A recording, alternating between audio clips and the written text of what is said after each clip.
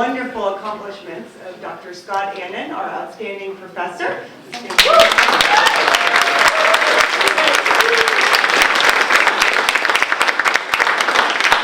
And to talk a little bit about Scott and give you the background on why he was so wonderful in achieving this award, I'd like to welcome our president, Dr. Garcia, to the podium. Good morning, everybody. Good morning. Buenos dias. What an amazing day. You know, on the flyer for this event, the subject of the talk, Mountaintop Moments in Mathematics, is summarized in a short paragraph that begins with the following sentence, and I quote, "You've probably heard of the aha moment. A student and teacher share that moment where learning and discovery happen." As a faculty member, I know this aha moment very well, but leading 3 universities over the past 15 years, I have learned that there is a similar aha moment between a president and a faculty member. The moment that we presidents recognize a superstar professor, whether it be from meeting them at an event and hearing their passion for their work, or reading about them in national and international publications. In the case of Dr. Scott Annin, our 2015 outstanding professor honoree, there were many such aha moments. And they started coming shortly upon my arrival at the university, would you believe, in 2012. Time flies when you're having fun. He had just been promoted to full professor and already boasted an incredible track record of undergraduate research with many scholarly publications and student presentations at state, national, and international levels. Essentially, he was hitting on all the strategic plan hits, those goals that he did before the strategic plan was here and before we started calling them PIPs.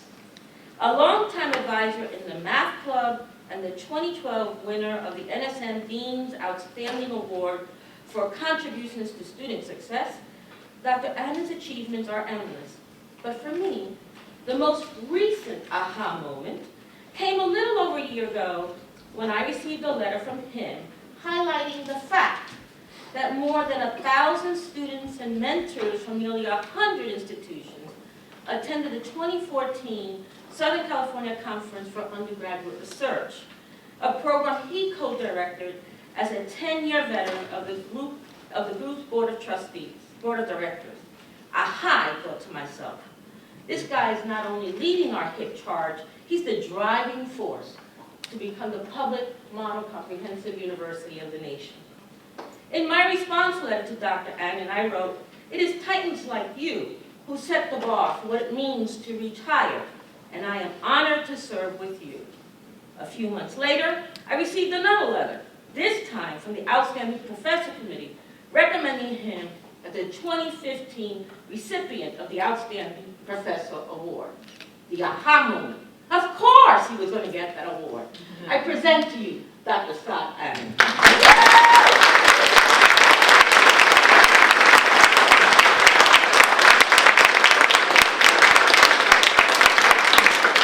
Thank you very much. It's a great pleasure to be here today, and thank you all for coming.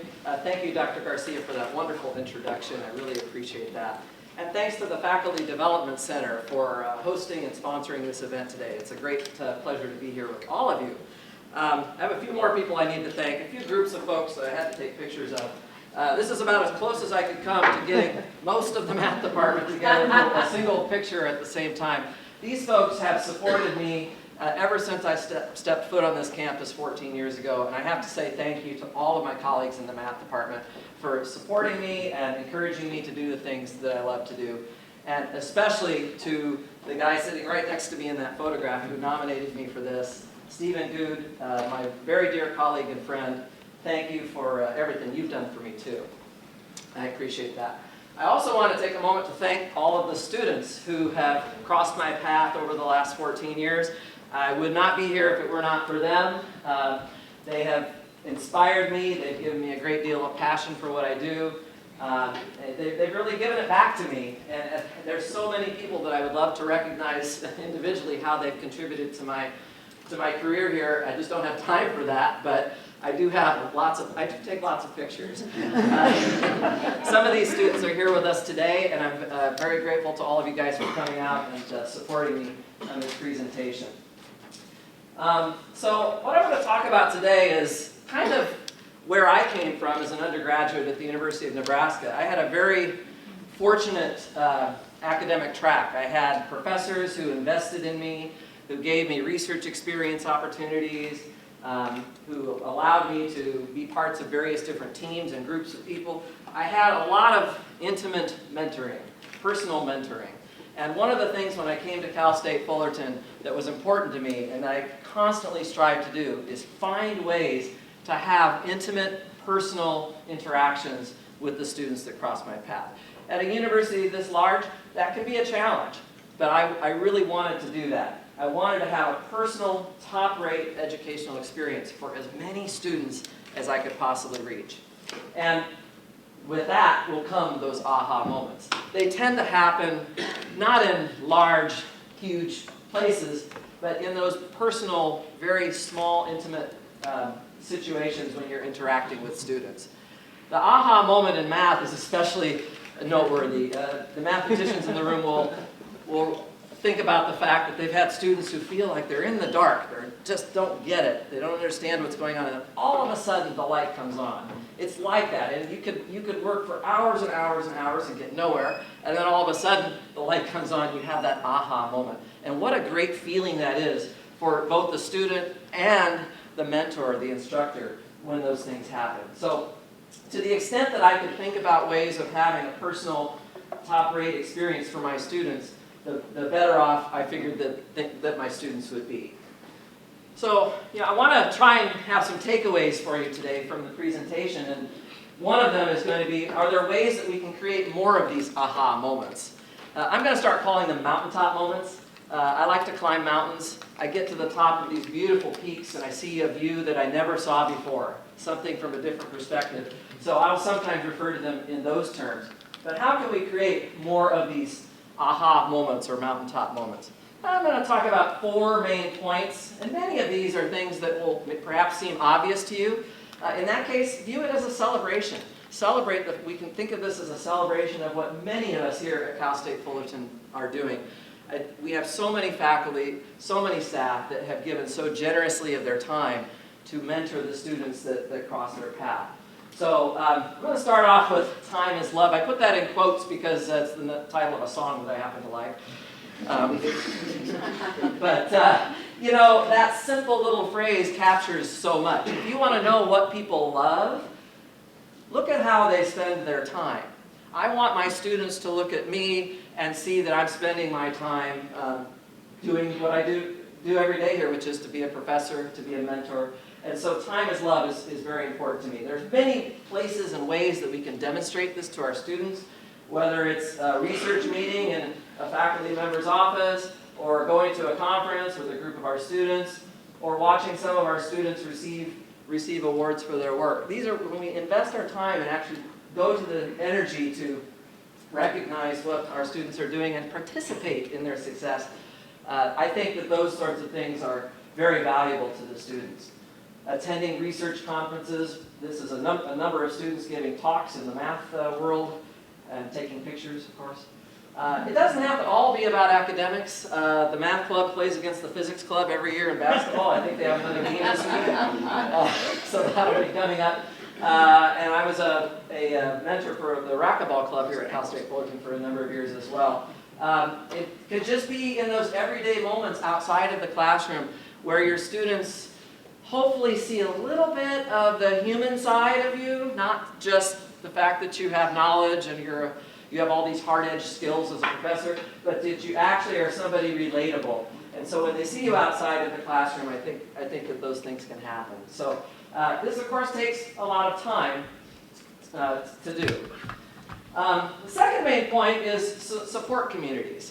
Creating support communities, and wow, do we have a lot of support communities at Cal State Fullerton for our students.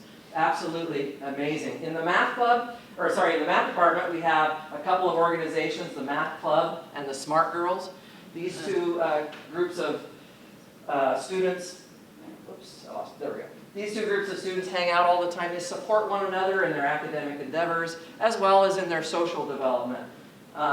We also put together a Putnam team. For those of you who don't know, the William Lowell Putnam exam is the hardest math test in the country. It's a national exam that's given every year. There are 120 points available on this competition.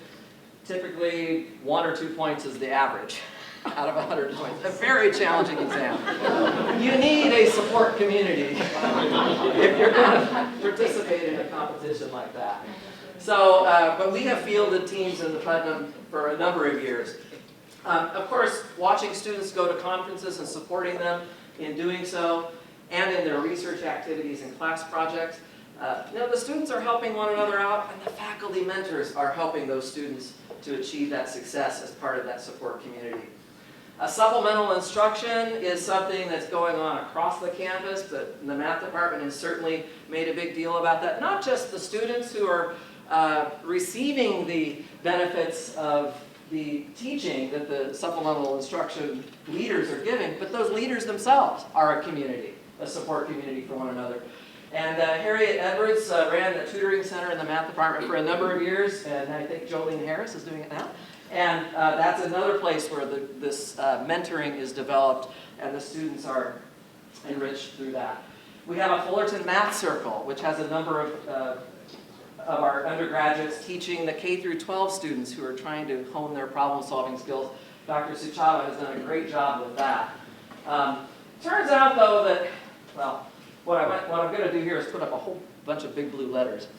The thing that's missing from some of this stuff is the financial resources. You start to think about how much time, time is love. It takes a lot of time to do a lot of these things, to go to conferences with your students, to be an advisor for a club, and so on and so forth. So a couple years ago, a colleague of mine and myself decided to try and write a grant that would bring in some resources to the math department, some financial resources, to help make this a little bit easier for faculty members, and also to help support students even more than we already are able to.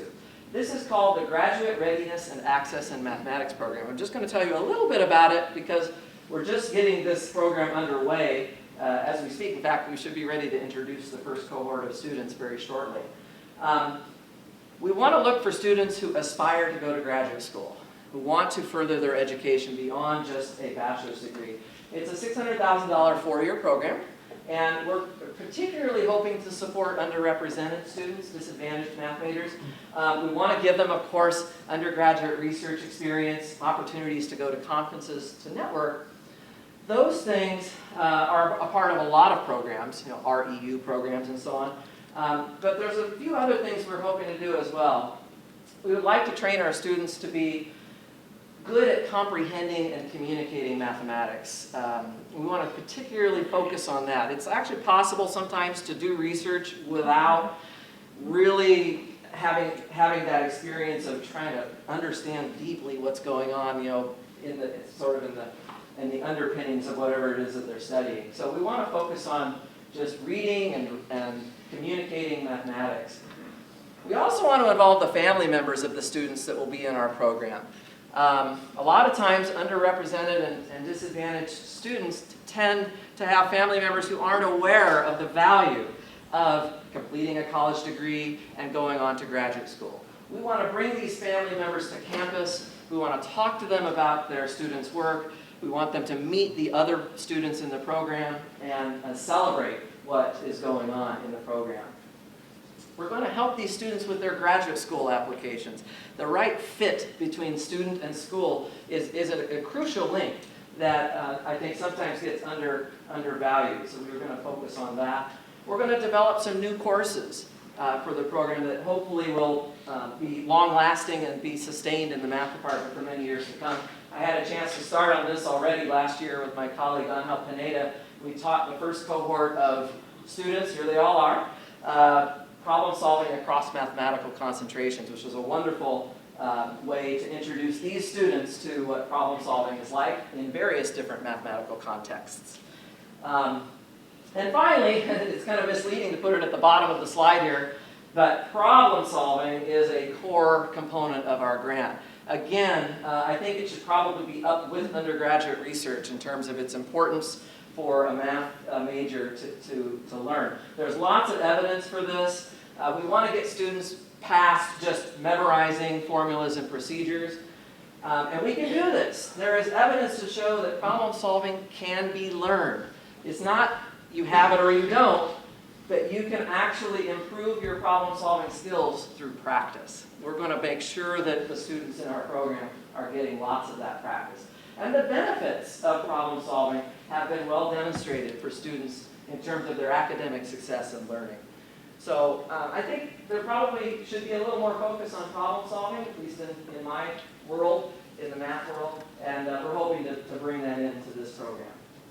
This is just a summary slide of our project that we're going to be getting going on. All of the components on the left side are what I've just been talking about, the GRE preparation, problem solving, undergraduate research, and so on. And the outcomes over here, we want our students to graduate, we want them to get a master's or a PhD, we want them to have better grades, better GRE scores, better problem solving skills. So this is what we're hoping to see in the future. Fortunately, we are in a place where there are many already pre-existing structures that are going to help Graham, which is kind of put here in the center, to succeed. Both within the math department and beyond to the campus at large. There are a number of programs that already are trying to help students with things like, so for example, the math circle, problem solving skills are focused in there, communication skills with supplemental instruction, and a number of other things here. I won't go through all of the details, but suffice it to say that one of the reasons why I'm excited about the grant here at Cal State Fullerton is because it's already going to be so easy to make some of these links to the pre-existing programs that we have. So Graham is a great thing that I've worked on for a few years, and I'm looking forward to seeing where it goes. And again, I really appreciate the support that I've had from the math department and the College of Natural Sciences and Math as well for making this thing a reality. It really is exciting. Well, with all this stuff going on, time is love, all the support communities and so on, it may seem a little bit overwhelming at times. So what I'm hoping to do is find ways to cope with this, all of these projects that are going on. We all struggle with this. We all have to figure out how to manage our time. How do we balance our lives out so that we don't go crazy? And we each have our own way of maybe answering this question. I have figured out how to answer it. It is the following thing. So I tried to live a bit of a double life. What do I mean by that? Well, of course, from September to May, or August to May, whatever you want to call it, I am Professor Scott Annin. I'm going to conferences. I'm having my Del Taco office hour. I'm meeting with my students, having various interactions and so on. But I do give myself permission in the summer to go out to the mountains in Colorado and kind of disconnect for a little while. I mean, I still have my work, believe me. It follows me. But I give myself, a little bit of latitude to go out and enjoy the out of doors. So the place where I spend my summer is here in the north central part of Colorado at a YMCA of the Rockies facility. And this is a great place to come with families.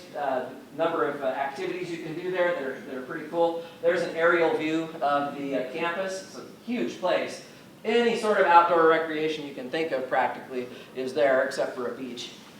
And I am a Hikemaster. Now you're not going to find this word in the dictionary, but I'm going to tell you what a Hikemaster is.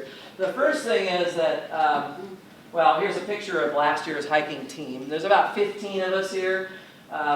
And it's great to work with these folks, and we take all sorts of different hikes, all different places throughout the park.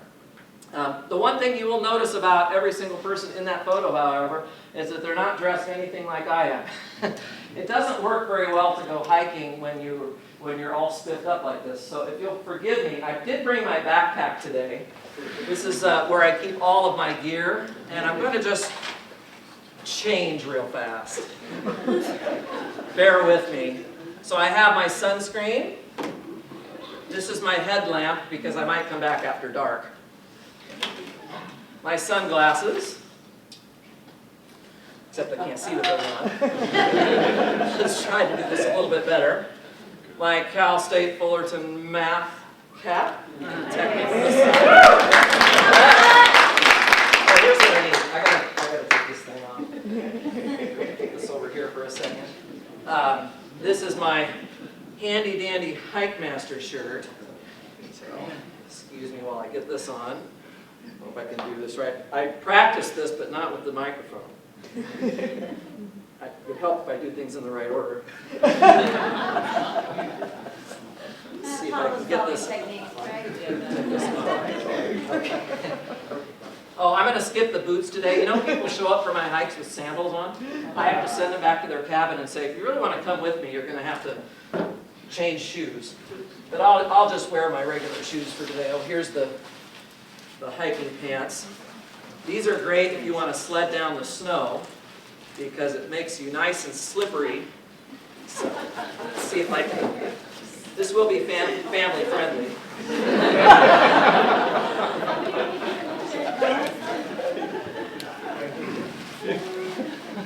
All right, this is just a little bit of work for me. All right, that's about right, approximately. Okay, so I'm about ready for the next part of the talk. It gets very cold up there. You want to bring hats and gloves and all this stuff. People don't think about these things. They're sitting in their nice, warm, cabins. They don't come prepared for all of their hikes. And then, of course, you want to be able to look at all the scenery. Yes. So this is what I do for a few months in the summer. And technically, we take people around the national park or in that area. This is one of the most popular national parks in the country, actually. And we take people out on these treks. So this is probably what you think of. You have a Hikemaster here with a group of people that are out for a day to learn about nature and enjoy the trails. We actually do some pretty crazy things, as you're going to see by the end of this presentation. One example is we climb up to the Continental Divide on a trail for 4 or 5 hours, and then we sled down Andrews Glacier. This is the one glacier in the park that's actually safe to sled down. Glaciers can be dangerous, of course, but this one, we do this very carefully. Here's a great example of the sort of stuff you have to deal with, trying to get to the top of this mountain here, and there's absolutely no trail between here and the top. It's just completely rocks all the way to the top. So that takes a lot of effort. Here's a closer look at what that terrain might look like. So it's quite a tough job, actually. Being a Hikemaster has a lot of responsibility. You won't be surprised that there's a massive amount of training that goes into doing this. We do CPR, we do first aid, and we take a training course, Hikemaster training course. I typically teach a course on leadership and safety. You'll maybe understand in a few minutes why I get asked to teach that course as opposed to birds or geology or ecosystems or whatever else it might be. In terms of leadership and safety, I mean, there's all kinds of problems lurking out there in the wilderness. Here you've got the guy, this is river water with snow on top of it. You can step on that and go straight through if it doesn't hold your weight. So you got to make sure you're walking safely off to the side here. Here's dark storm clouds coming in. There's more lightning strikes in Colorado than anywhere else in the country in the summertime. We have these critters, black bears. They are free to roam wherever they want. So you have to watch out for that. And of course you can freeze to death. But we turned around this day. The snow was coming down. We're not going to see anything. We may as well just go back. So yeah, there's a lot of elements out there that Hikemasters have to deal with. Things beyond the leader's control, beyond the Hikemaster's control. But as teachers, we experience the same thing, right? We experience things beyond our control as instructors. Students have issues that they couldn't help, that we didn't foresee those things coming, and we have to be able to deal with them as instructors. We have various constraints on what we are able to do, and so I consider that kind of like the elements part of being a teacher as well. So there's a nice parallel there. In addition to the elements, the other thing that we have to deal with as Hikemasters are the people who come to take these trips with us. So here are 4 Cal State Fullerton math majors. Came out to Colorado, and I had this whole thing figured out for them before they showed up. We were going to do 3 days worth of hikes, starting easy and working our way up. Well, after the first day, these two guys decided they had had enough. So they threw in the towel and said, no, you can go hike all you want, we're staying home. And these two guys wanted to keep going, and they were troopers. The next day, they put on their high-tech rain gear and came along and had another trip.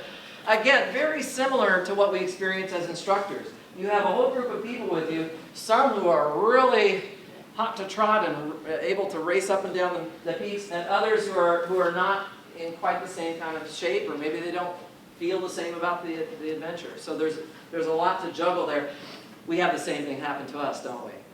Classroom of 30 students, you've got the students who already understands everything, wants to race ahead of the crowd, and then you've got other students who are really, takes a little bit more care and a little bit more work to bring them up to speed. Here's Benson, he's somewhere back there. He's in great shape. I play basketball with this guy all the time, but he came out to the mountains, and I think he would be, if he was honest, he would tell me that his knees were hurting him pretty badly after that first day. I took him up to the top of Twin Sisters. I've had faculty members come out to visit me, which has been awesome. Burrow Klassen and his wife came out a few years ago. We took a trip together. And Adam Blesser came out a couple of summers ago and brought his whole family. That's a whole other story, the children. But I just made sure that Adam kept them under control for me. Veronica Klassen from Fullerton College, she's a very good friend of mine. She's been out to visit me several times. She told me before we started hiking, and I really appreciated this, that she was afraid of heights. So I carefully chose which trips I took her on, kept her away from steep drop-offs and ledges and so on. Unlike this other person from Fullerton who came out and visited me and didn't tell me that. And so he's in great shape. Well, we're going to go take a big trip to the top of some steep mountain. And we got up to the top of the mountain. It's a little hard to see, I'm sure that it's a little dark. Here he is right here, crouched down against the rocks, trying to come down this steep slope. He was afraid of heights. I felt so bad for the guy. He was plastered against the rocks. We were just inching our way down. It may look like we only have a little bit of distance to go there, but actually we have to go all the way down to that lake. About 1,500 feet of vertical drop. And then we will be 8 miles from the car at that point. So we got back about 4 hours late that night. So yes, you know, it's good to know your hiking group ahead of schedule or ahead of time. The people are a challenge. They are definitely a challenge. And not because they're doing anything wrong. Really, it was my fault. I should have made sure that that everybody who was hiking with me is always well prepared for it. But of course, we as instructors also have to deal with the human side of the people that we're working with. There are personal factors that require sensitivity, right? We have students who come to us who are not confident, right? They lack confidence, or they've had bad experiences, say in a math class in the past, that has shaped what they're bringing into the classroom when they meet you. So we all have to deal with these challenges as teachers as well. That kind of leads naturally into the next part of what I want to talk about today, which is soft-edged skills. This is a really a key part of both the Hikemaster life and the teacher life. A good outdoor leader, I use this slide when I teach my leadership and safety class, has to have a lot of hard-edged skills. They have to plan their trips, they have to know what they're getting into, they have to make tough decisions and deal with conflict and crisis. We do the same thing as instructors, and in fact, we usually evaluate people. We tend to evaluate teaching in this side of things. You know, was the person well prepared? Did they know their stuff? Did they know how to get through difficult situations in their classes? These are things that we all have to be able to do as teachers. But I think sometimes, you know, so that a good teacher has those skills, but if you really want to have like absolutely super teacher, is somebody who also has these soft-edge skills. So this is what I wanted to point out, is things like developing trust. Hikemaster has to do that. If you want your hikers to follow you in certain places that are kind of scary, you need to trust that person. Communicating with sensitivity, genuine care, and inspiration for your group. This can be for a hiking guide or for a professor, an instructor. You want, as an instructor, to look like you are part of the solution. You are helping those students to get to the top of the mountain. You're not an obstacle to getting to the top of the mountain. And so you want to try to create that mindset for your students. Soft edge skills will do it. If you have those soft edge skills, and many people at Cal State Fullerton, vast majority of people have these skills. It's so critical. If you have the soft edge skills, the people that you're leading, they want you to be their leader. They want you to take them somewhere they've never been before, to show them something new. They want to take your class. They want to do research with you. If you have the soft edge skills, that's possible. So, and also, sometimes they'll come to you and make your life easy in terms of projects. So, a student might come to you to discuss some sort of a project that they want to get involved in. This happened to me a few years ago with this guy. This is Jairo Aguayo. He is now a teacher in the Anaheim School District, and he graduated a couple years ago with a master's degree. But he came to me one night. You know, this is actually getting back to the math part of the talk. I'm going to have to change again. Sorry. I'm only going to do this about 4 more times. Don't worry. No. But I've got to get out of these pants.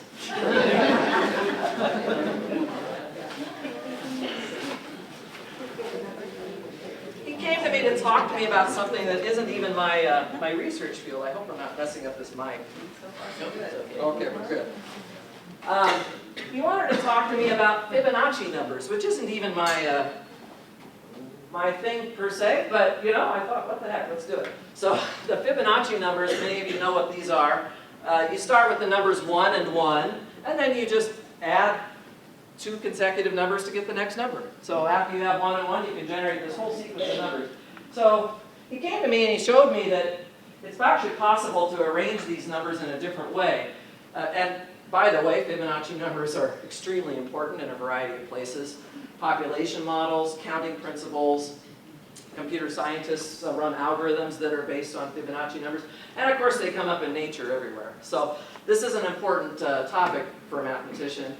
But Jairo actually came in and he wrote down the Fibonacci numbers a little bit differently.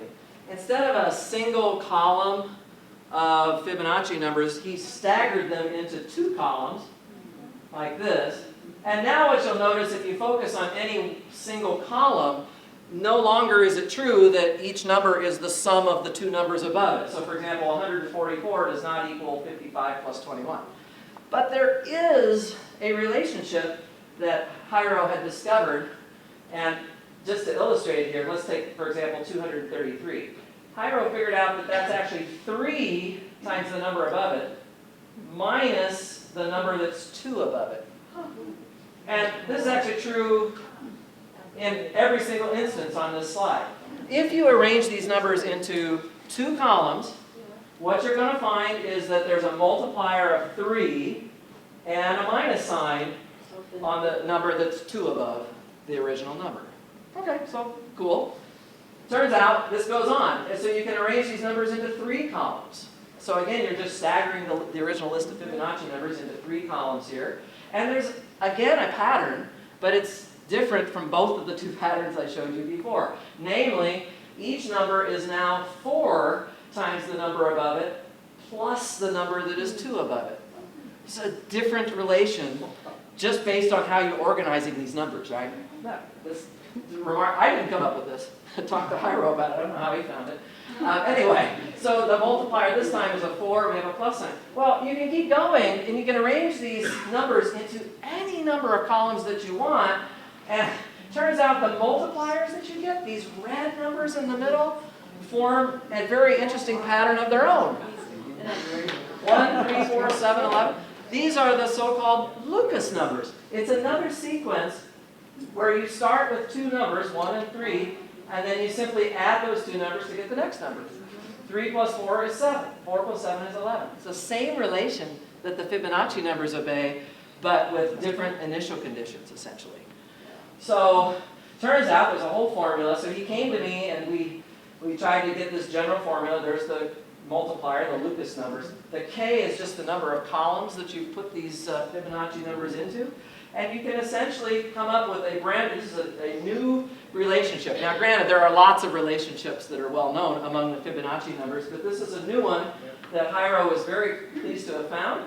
He published this, he went to this, this meeting and presented his work to a group of mathematicians. I went with him 3 years ago to the NCTM meeting in Denver, and we presented that work there.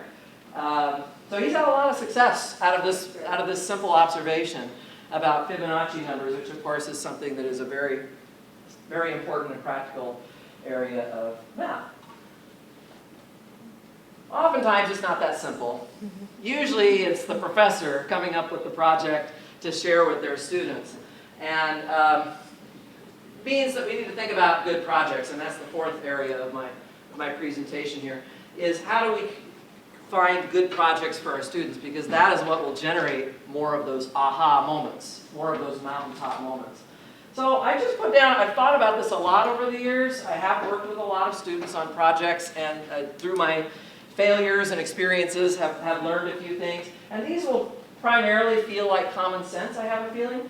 Questions that are easy to understand and that students can get involved in quickly are important, because we want to keep their confidence going without getting bogged down too early on. We're hoping that our problems have quick avenues to explore. This is really in any field, not just mathematics. We want easily accessible problems. Simple cases of the question should be easy to think about, right? We shouldn't have to think about the hardest thing first. Lots of examples and contexts that we can use. And the project should be one that can evolve or lead to new projects. You know, I always feel bad when I come to a project and say, oh, that project is over with. Okay? This Fibonacci project is not over with. Okay? I'm still working on it with another student now from a totally different perspective. There's lots of ways that we can continue to grow with the projects that we work on. The best projects always lead to new projects. They're never really finished. And that's true in the mountain world as well, for me at least. So about 7 years ago, I became a Hikemaster, and I said, you know what, I want to climb all of the tall mountains around me.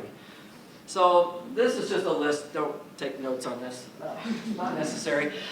This is a list of the 10 tallest mountains in Rocky Mountain National Park, and I sort of said, yeah, I want to climb all of those. Okay, so I did it. I climbed all of these peaks, which I look at every day out there, which is really kind of cool. But then I said, well, what am I going to do next? I've climbed them all. Well, so then I took a map of the entire park, and I said, I want to climb every mountain in the whole entire Rocky Mountain National Park, of which there are hundreds of mountains. And I've climbed pretty much all of them, except the ones that are like super, super scary. So I've done a pretty good job of crossing those off. So I'm like, well, what's next? Well, what has been next for me for the last 2 or 3 years now is something called the 14ers. These are mountains that are 14,000 feet tall or taller. There are loads of them in Alaska. There's one in the state of Washington. There's about 13, I think, in California. And there's 58 of them in Colorado. There's 58 14,000 foot mountains. I have climbed 47 of them now. I'm almost there. I needed to...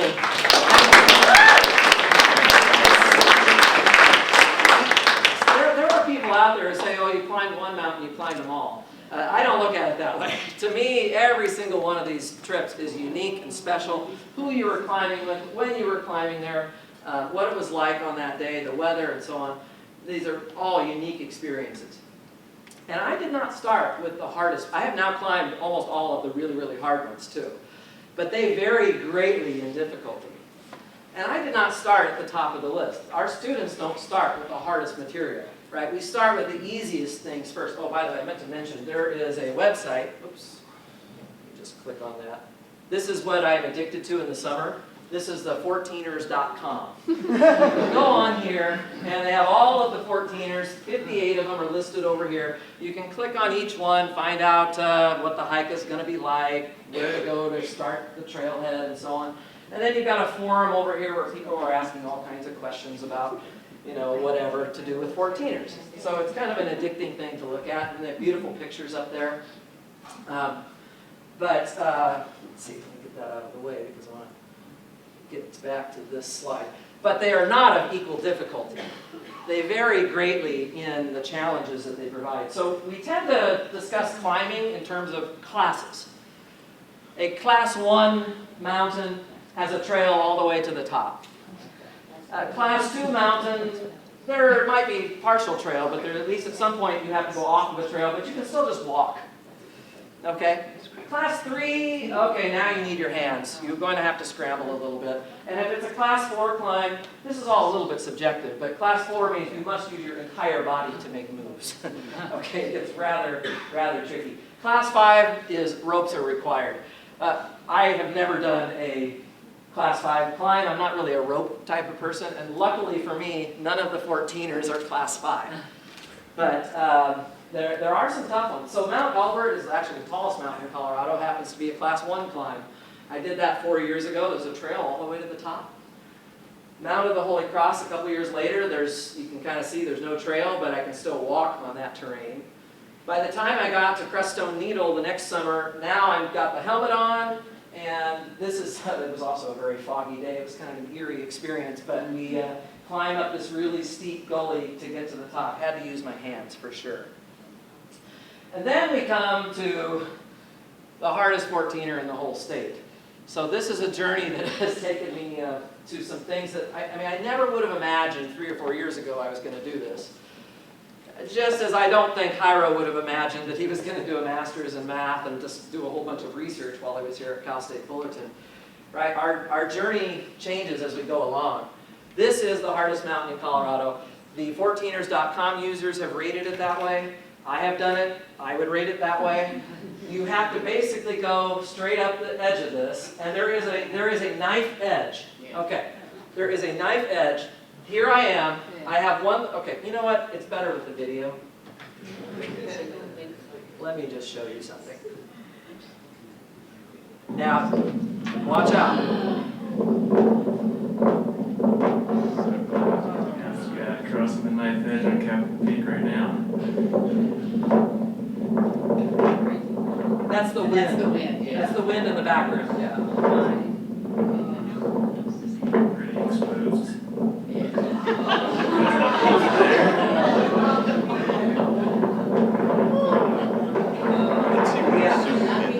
Pretty crazy, huh? Yes. That's what everybody told me. You know, I didn't show this to my parents until way after this thing was over. Here's another one. This one is, so this is my buddy. He has a GoPro camera, which actually makes it look worse than it actually is. But this is what these ledges look like. Yeah, so it was, there's people going back and forth across this thing, okay? I think 2 people have fallen off this thing in the last 6 decades, so it's not too bad. The rock is absolutely solid. Absolutely solid.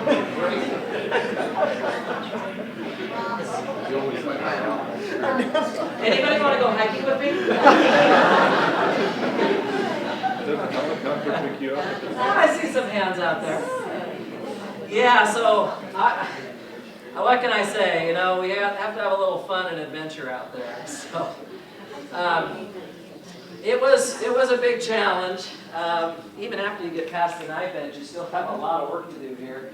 But it was great views, and that was a mountaintop moment for me for sure in terms of the hiking side of it.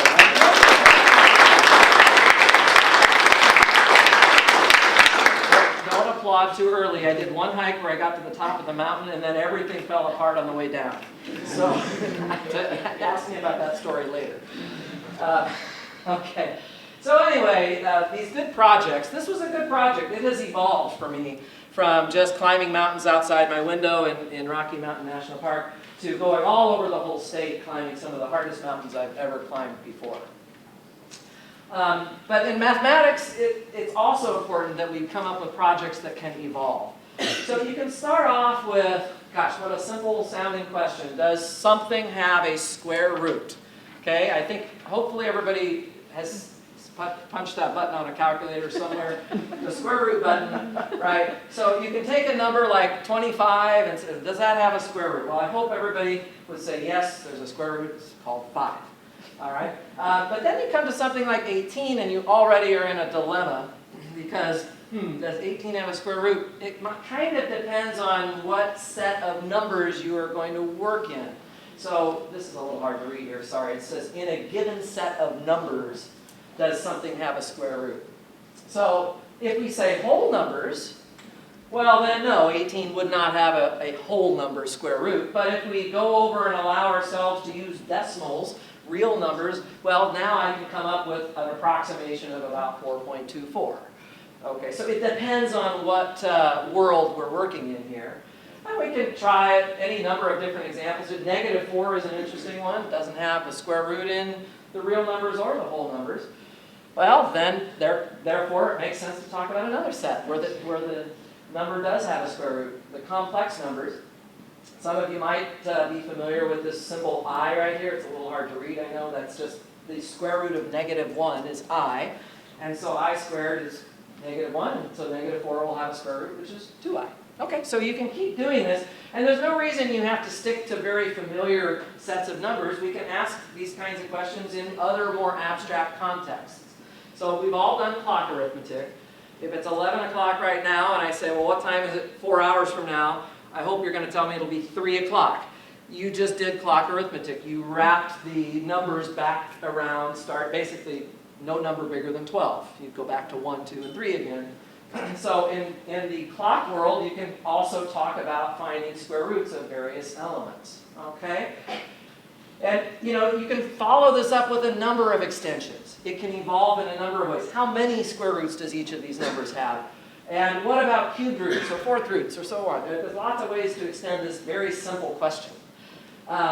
In my case, I'm an algebraist. I've spent my life studying various algebraic structures, and it makes sense for someone like me to ask about the same question in my world, which is the abstract algebraic world. Do there exist conditions for an element to possess a kth root? That's an easy to understand question. I have given it to many different students, and don't read this whole slide, it's a lot of information, but the white stuff is just the different contexts that I have studied this problem with students. And underneath there are a number of the students who have come up with publications and gone to national meetings and presented this work in national research journals for undergraduate research.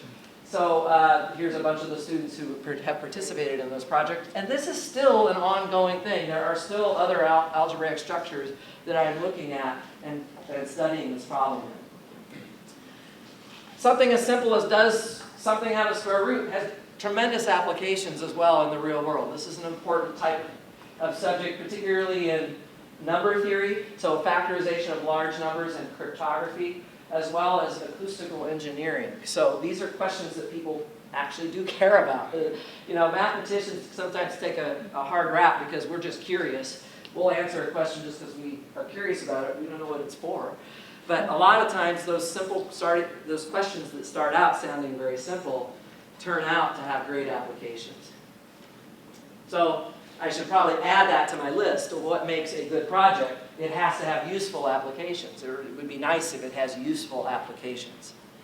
Okay? There's one other thing that I think is important to making a good project. The journey has to be more important than the destination. You're not always going to make it to the destination. So the joy needs to be in the journey to that destination. Here's another example of that from the hiking world. A couple of my students came out a few summers ago to visit me. We were going to hike to the top of that point right there. And not compared to Capitol Peak, that's nothing. But at the time, it looked a little daunting from here. What you do is you hike through the trees back over here and you go around the backside. You don't go up the front side, obviously. So the thing is that what you can't really see in those trees is all the snow that has landed on the ground. It was an early June trip, and they came out, and we got really caught up in this snow. This is snow here in the foreground. Snow is never flat. It's always a hassle. You sink your feet into it. It takes energy to step up and out of that snow. And so we decided we just didn't want to deal with it that day. It was going to take so much energy to do the hike. We just went back and enjoyed the lake again. Spent our time down there, and these guys had a great time. We all had a great time enjoying the journey, even without the destination. This happens in math projects all the time. You know, it's not the final answer that really matters, is it? It's the process of getting to that final answer that we want to care about. Here's an example of a question. How many stars have 1,000 points? Well, it's easy to look at simple examples. Everybody knows what a star is. You can draw a picture of a 5-pointed star there. For my purposes, I'm going to draw my stars inside of circles and define a star such that you have to have equally spaced points around the edge of the circle, and you have to connect the lines in certain ways so the edges cross and so on. But you can ask a student to play with 5, 6, 7, or 8-pointed stars and see what they can draw. It's a little bit of a geometry exercise, and you can draw a couple of 7-pointed stars. Turns out there's no 6-pointed stars. One of the rules is it has to be a connected shape. 8, 9, and 10-pointed stars, you can draw a few of those. There aren't very many. So this is actually, while Hira was presenting the Fibonacci numbers in Denver, I was presenting this kind of side by side. We kind of did it as a two-part talk with sort of similar themes going on. So you can draw simple examples of this problem. You quickly find out that it's really not a geometry problem so much. It's really more about number theory and combinatorics, which is really the study of how you count things. So the solution, there is a lot of good learning that can go on in coming up with the solution. The solution happens to be 199 stars that have 1,000 points. But that's not what's important here. What's important is what the student gets out of the investigation leading to the answer, right? That's kind of my point. This is a problem out of a high school invitational math exam, the American Invitational Math Exam. It's one of the problems that is in that competition. It's a high school competition. I love thinking about these problems. They aren't that easy, by the way. There's plenty of these problems that stump me every day of the week. These are very hard problems, but I still decided to put together a book on it. The ones I could solve. So it's a pretty hard exam. But yeah, so this is a great source of problems, and for 30 years or so, this competition has been around, and it's a great way to focus on problems. I was talking earlier about problem solving with my grant. I think it's a great way to help mature our mathematics students. The joy is not in the answer, it's in the journey, discovering the answer. So just to conclude, just want to go back to the takeaways that I've led you through here. Creating those mountaintop moments, those aha moments, really starts with time is love. Putting our time into our students. Support communities, having those soft edge skills that make people comfortable working with us, and coming up with good projects for our students. These are just some of the things. I'm sure you guys can think of many other ways to facilitate mountaintop moments for your students. So just 3 final takeaways from this that I just want to mention, kind of a little bit of an inspirational piece. Life is too short to do anything except what you're passionate about. I have been so fortunate at Cal State Fullerton to wake up every day passionate about seeing my students, teaching my classes, and working with them on research projects. Here's another guy who's just as passionate, Sam Bassetta. His first cohort of statistics students for a class that he created on the final day of the semester. And we all have those kind of moments with, I just have so many pictures of wonderful experiences in the classroom with students. So I'm very fortunate. I consider myself very lucky to be engaged in this profession here. It's also important to take journeys that go beyond your comfort zone. It's very easy to just stay in a comfortable situation. This is true out in the mountains. 98% of the people that come to Rocky Mountain National Park never go more than a mile from the road. So guess what happens? They end up in an elk jam. This is what happens. I'm trying to get home because I see this every day. But all the visitors are coming in, pulling out their cameras, walking up the road because they want to get a picture of this big guy coming across the street. What I would rather see people do when they come out and visit me in Colorado is this. Get away from the traffic. Get away from what everybody else is doing. Come explore the backcountry. face a challenge that maybe you didn't think that you could overcome. Take a tough hike with a Hikemaster to some new place that you're excited about. So I enjoy taking people on this journey beyond their comfort zone every summer. But I also enjoy doing it the rest of the year here at Cal State Fullerton too. Let's get out of those desks. We don't want to just sit in these desks all the time. Let's become active learners. Let's go up to the board. Let's work in groups. Let's teamwork. This is the sort of thing that a lot of us do in our classes, and I think it's so incredibly important. There's a group of folks that came and took the next step and did independent study with me for a semester on some more advanced math that they're not going to get in the regular curriculum.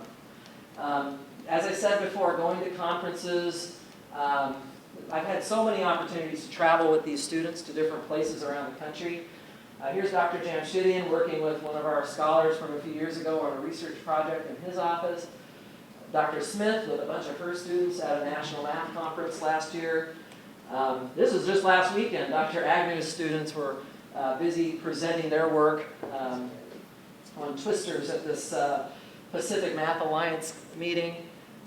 So many things. A few years ago I was at Math Fest with Dr. Bonsang's students who were presenting some history of math concepts that they had learned from that class. Dr. Suchava with one of his students. There's just so many examples. And I think in every department across this campus we're going to have lots of these kinds of examples.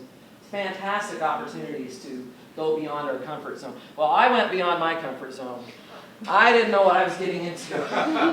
Hosting this, or co-hosting this SCUR conference a couple of years ago with more than 1,000 people was a little bit scary for me. I think I'll take a break from doing that for a while, get back to a little smaller crowd. But, it was fun. Here's 4 students who represented Cal State Fullerton on the Putnam competition. They went beyond their comfort zone to take a test that has an average of 1 out of 120. And it can be more than just academics. It can also be reaching beyond your comfort zone in terms of your social development and your professional development. So, of course, the math club has to have their Pi Day, most famous holiday devoted to math every year. That's right, and we've had many of these over the years. Dr. Glesser's trying to decide what kind of pie he wants. It's so challenging to decide. We play fun and games. Dr. Solheid has his Who Wants to Be a Mathematician. And the Smart Girls just last week hosted the Family Feud version for mathematics. And a bunch of faculty were here. I think the students ended up winning that game against the faculty. But it was fun nonetheless. We had a good time. Going beyond your comfort zone. Finally, any person with proper motivation and support can find success both in and out of the classroom. Just take you back one last time to this guy, Jairo Aguayo, getting his master's degree a couple of years ago. After 8 years earlier, here he is as a freshman Math 150A student in my class. I look like a kid too, just a few years ago. But yeah, just to watch somebody like that succeed and become so successful has been, it's been the most rewarding thing for me. This sort of experience of watching people succeed with the proper support and encouragement also applies in the mountains. Every day I went to the YMCA in the Rockies for all those years before I became a Hikemaster. I looked out on this view. And these mountains are not Class 1 mountains that we're looking at. These are hard mountains to climb. And when I became a Hikemaster, I said, I want to climb those mountains. And they are among the top 10 highest points in the park. I did climb them. But what was exciting for me was my parents started watching all of my slideshows of my hikes. They're in their mid-60s or so, and they hadn't done that much hiking, but they looked at my pictures and said, this is exciting. I'd like to try and do some of this. They got themselves into pretty amazing shape, and they were willing to backpack and eat bad food at a campsite in order to have a moment like this a few years ago. This is my mom.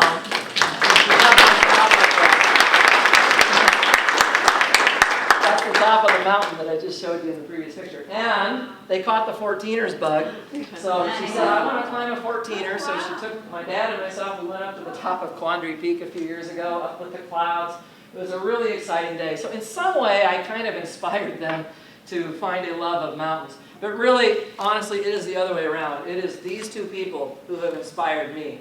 I would not be here right now standing in front of you if it were not for what these folks have done for me.